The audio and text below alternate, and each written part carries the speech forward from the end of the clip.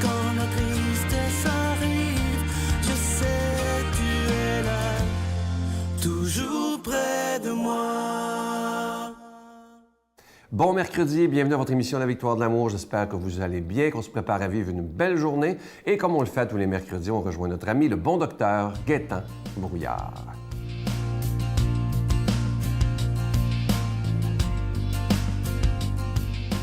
Bon matin tout le monde. Nous poursuivons ce matin l'émission avec la suite de l'histoire de Mélanie. Cette Mélanie qui souffre de dépression depuis presque 2 ans. Et plus Mélanie parlait de son père, plus je sentais la colère qui montait chez Mélanie. Je lui demande si son père avait toujours été bon pour elle. Elle dit que oui, jamais il nous avait manqué de quoi que ce soit. Elle décrit son père ayant un caractère vraiment intéressant, discipliné et sérieux, tout comme elle d'ailleurs. Une partie d'elle qui se reflétait d'ailleurs dans cet homme. Et au plus fort de la discussion, elle s'est mise à pleurer parce qu'à un moment donné, elle réalisait que son père avait quitté alors qu'elle n'avait même pas pu lui dire bonjour. Elle ne s'était même pas présentée lors des funérailles, tellement elle était enragée contre son père. Elle dit, maintenant c'est trop tard, je n'ai plus rien à faire avec mon père et je suis un peu comme foutue par rapport à ça.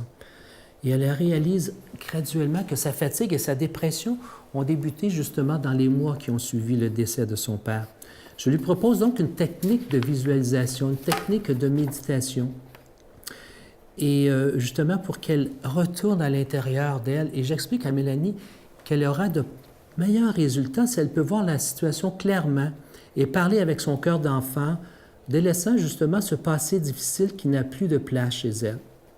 Tu pourrais imaginer, par exemple, ton père alors que tu lui parles, alors que tu lui demandes pardon et que tu lui dis combien tu l'aimes. Et visualise avec cette intensité et une volonté ferme d'y parvenir comme si cela faisait partie de ta nouvelle réalité. Je lui dis de poursuivre sa médication qu'elle prend, mais que le seul médicament que j'ajouterai sera l'exercice de cette imagerie mentale. Et si possible, d'aller le faire dans la taverne ou, si elle existe encore, à l'endroit où elle allait. Donc, Mélanie revient 3 semaines plus tard. Elle a complètement changé. Je retrouve la femme dynamique de l'époque, épanouie et souriante. Elle déclare qu'elle a même cessé la médication en accord avec son médecin. Mais que s'est-il passé? Pourquoi cette transformation subite? Elle me raconte qu'aussitôt sortie de mon bureau, il y a 3 semaines, elle s'est dirigée à la fameuse taverne du coin où son père passait ses fins de journée. Et quand elle entra, elle eut un choc. C'était comme s'il y avait 20 ans. Les mêmes meubles, la même disposition, la même table où son père allait s'asseoir. Et elle décida même de prendre un verre de bière à cette même table et de parler à l'intérieur d'elle à son père. Et après une quinzaine de minutes, elle quitta la taverne. Le soir, elle alla se coucher comme d'habitude, oubliant ce qu'elle avait fait durant cette journée. Mais pendant la nuit, elle sentit une main frôler son épaule et son visage. Et cette sensation s'accompagnait de l'odeur et d'un parfum qu'elle avait souvent apprécié alors qu'elle était adolescente et d'une voix lointaine qui lui avait chuchoté « Je t'aime ». Cette caresse l'avait éveillée subitement et elle se sentait comblée de joie. Et c'était probablement son père qui lui faisait ce beau cadeau.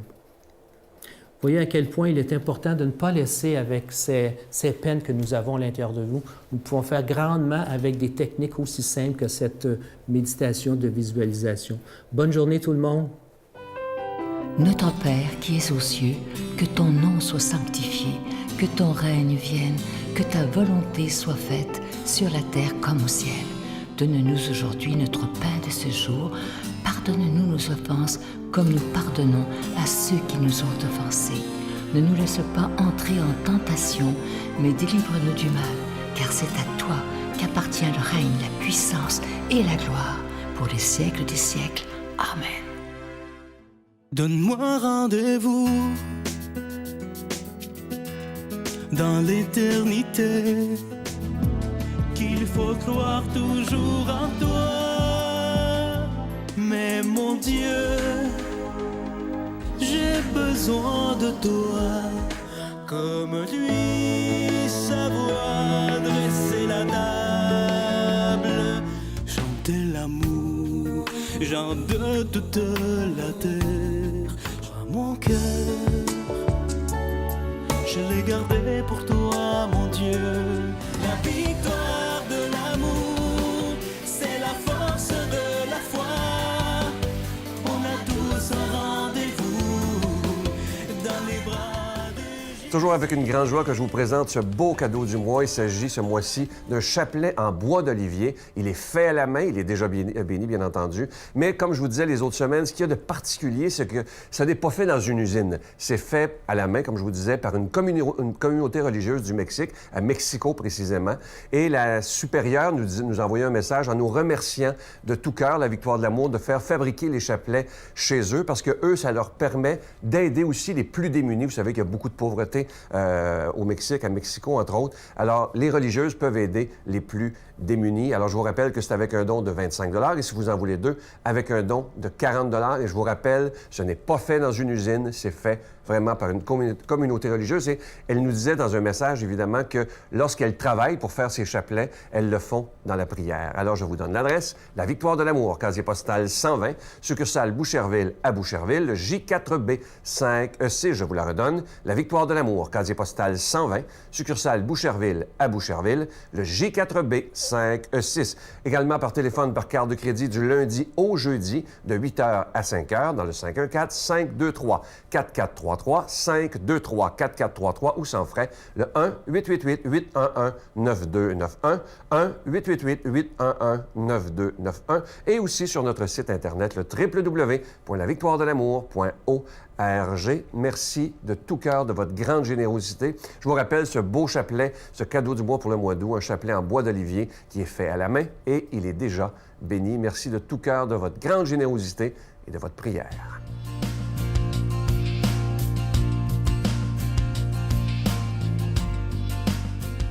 Mon Dieu, donnez-moi la sérénité d'accepter les choses que je ne peux changer, le courage de changer les choses que je peux et la sagesse d'en connaître la différence. Amen. La parole de Dieu aujourd'hui est proclamée par notre ami, l'abbé Daniel Gilbert.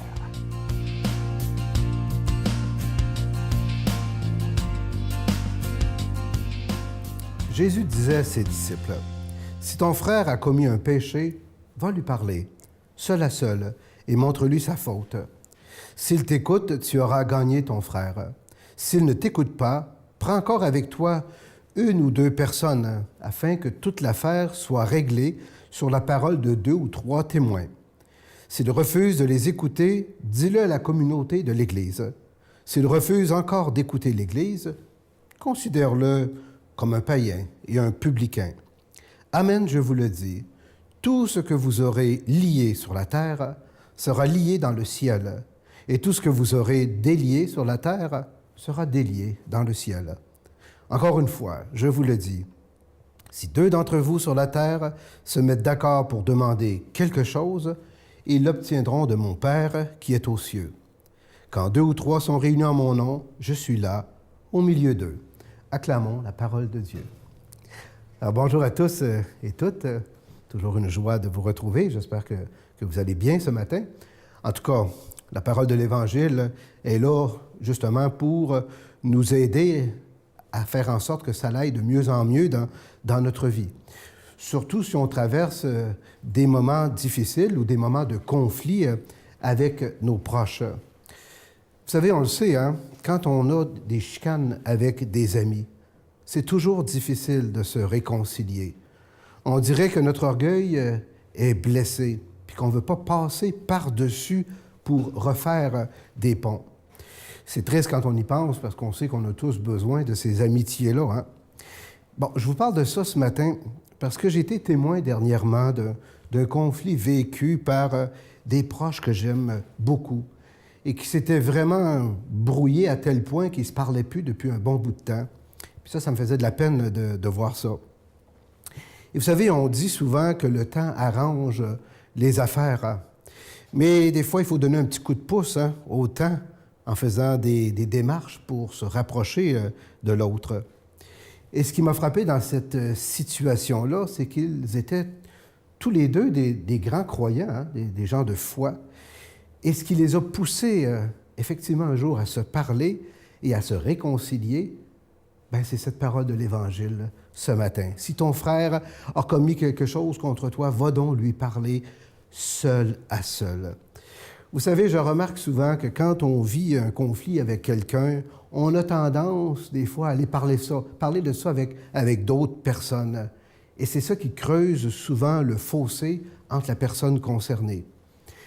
Moi, je dis souvent, si quelqu'un me blesse, le Seigneur, il me dit d'aller le voir d'abord, seul à seul. C'est la première étape qui mène à la réconciliation. Hein? Il ne faut pas l'escamoter. Il ne faut pas passer par-dessus cette étape-là. Moi, je dirais, chers amis, c'est la sagesse même qui parle. Dans un couple, vous savez, on va parler beaucoup de communication, hein? S'asseoir et se parler, hein? Seul à seul, sans impliquer tout le voisinage, je dirais, hein? Dans notre histoire. Puis on espère tous que cette démarche-là va porter du fruit. Et la plupart du temps, ça porte des bons fruits. Hein? Si c'est fait dans le respect, l'amour, la vérité, la réconciliation finit toujours par arriver et la paix revient. Mais ça peut arriver que ça ne marche pas, malheureusement. Hein? Et la deuxième étape, c'est d'aller chercher des témoins. Vous savez, on parle beaucoup aujourd'hui de médiation. Hein? Vous savez, c'est quoi la médiation? On va chercher quelqu'un qui est extérieur au conflit et qui peut permettre aux deux parties, dans le fond, de se parler, de s'exprimer puis de régler ce qu'ils vivent. Hein? Encore là, cette étape-là est très importante avant de rompre définitivement les liens avec une personne, la médiation. La suite de l'Évangile concerne surtout des conflits qui peuvent arriver dans des organismes, des associations, mais on parle surtout ici d'une communauté chrétienne. Hein? Si un conflit arrive dans une communauté chrétienne, pas capable de régler ça, de gérer ça, bien, parle-en aux autorités, parle-en à ton évêque. Hein? Et l'évêque, absolument, finit par régler ces problèmes-là. Mais ça peut arriver que même tout ça, ça ne fonctionne pas. Et Jésus nous dit une dernière chose en terminant. Il dit, si ça ne marche pas, tu considères ton frère comme un païen ou un publicain. Ça ne veut pas dire ça de l'haïr, hein, puis de le rejeter. Hein? Bien, c'est de le laisser libre, de le laisser faire son chemin. Et Jésus a toujours été avec les républicains puis les pécheurs pour les ramener toujours dans la bonne voie. Donc, c'est de prier, autrement dit, pour eux, puis à la grâce de Dieu. Alors, voyez-vous, cette parole du Seigneur aujourd'hui est tout à fait d'actualité, fait qu'on va lui demander de nous aider à la mettre en pratique dans notre vie de tous les jours, peut-être aujourd'hui ou cette semaine. Hein? Puis je vais demander maintenant au Seigneur de vous combler de toutes ces grâces et de toutes ces bénédictions. Et moi, je vous bénis au nom du Père et du Fils et du Saint-Esprit. Amen. Je vous salue Marie, pleine de grâce. Le Seigneur est avec vous. Vous êtes bénie entre toutes les femmes, et Jésus, le fruit de vos entrailles, est béni. Sainte Marie, Mère de Dieu, priez pour nous pauvres pécheurs, maintenant et à l'heure de notre mort. Amen.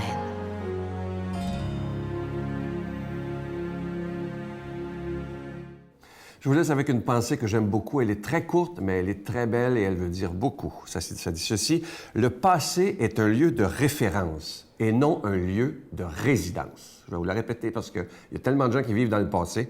Le passé est un lieu de référence et non un lieu de résidence. Et c'est tellement vrai sûrement autour de vous et peut-être même vous.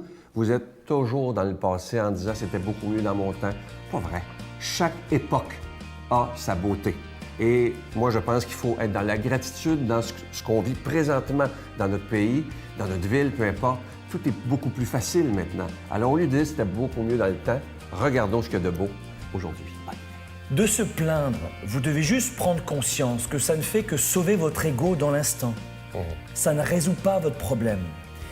Et la plupart du temps, les gens qui se plaignent le plus font le moins. Et ça a toujours été vérifié.